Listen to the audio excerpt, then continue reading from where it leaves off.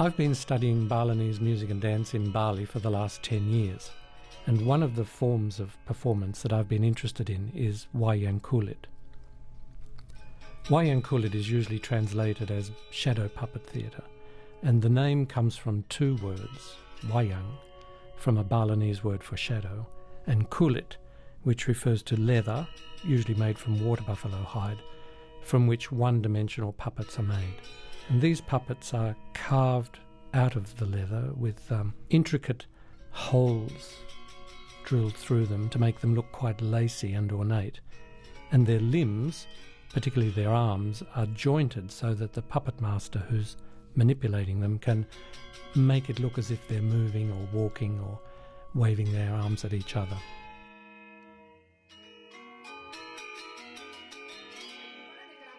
The idea behind Wayang Kulit is deceptively simple. A screen is set up and the audience sits on one side of the screen and all they see are the shadows cast by the puppets. Behind the screen is a hive of activity and there's a number of people involved in making the performance. The shadow, I should point out, is cast by a lamp that hangs towards the top of the screen and in front of which the puppets are moved. Behind the screen we find a number of people.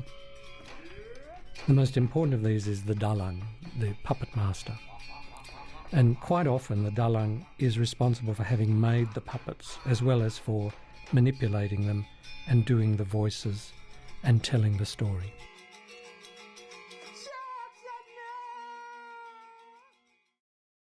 Do many people learn to do wayang these days?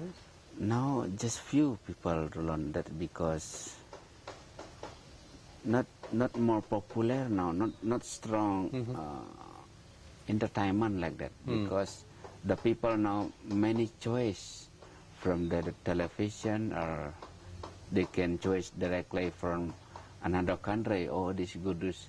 But before with television, with satellite, they just know from wayang or drama, just few entertainment. So that long time ago, the wayang is very strong, yeah. How you like to preserve, keep wayang going, it's important. Yeah. Do people do other things with wayang now? Are there modern changes? Yeah, like collaboration, yeah. They do with maybe not only 2 dimensions or maybe 3 dimensions. First to be dalang, and then second from dalang can go out with the dance, and he dance like that.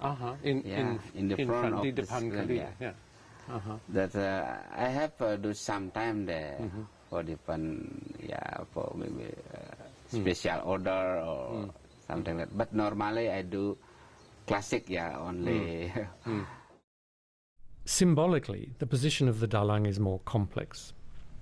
To understand this, we need to think of the screen as an axis dividing the location of the audience from the location of the people who are doing the performance.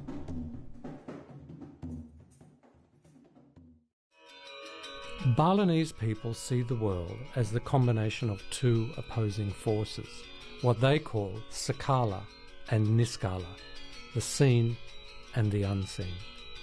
And many forms of Balinese performance combine ideas of what can be seen and what can't be seen.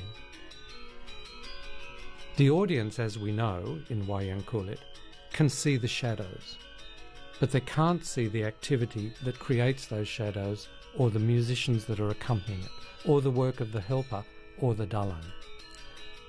So the audience is aware of the shadows, but the world of the dalang behind the screen remains unseen. At the same time, if we go behind the screen, we can see the work of the dalang, we can see the helper, we can see the musicians, and we can see the puppets.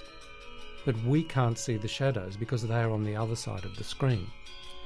So at any one time, depending on which side of the screen we look on, we have some elements of the performance that are seen and some elements that are unseen.